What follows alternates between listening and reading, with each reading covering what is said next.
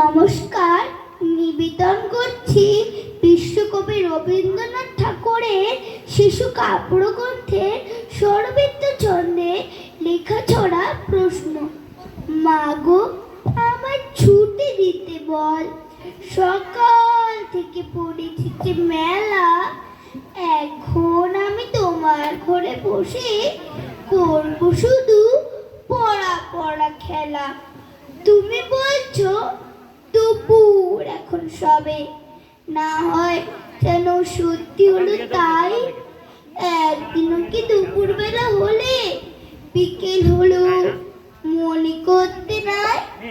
আমি তো বেশ ভাবতে পারি মনে, সূর্য ডুবে গেছে মাঠের শেষে, বালতি করে চুপড়ি ভরে নিয়ে শাক তুলেছে পুকুর ধারে এসে।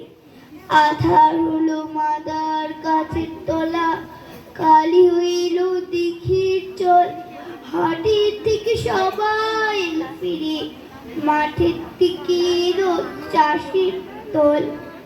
মনে কর না উঠল সাঁঝের তারা, মনে কর না সন্ধে হলো যেন, রাতের বেলা দুপুর যদি হয়, দুপুর বেলা রাত হবে না কেন? নমস্কার।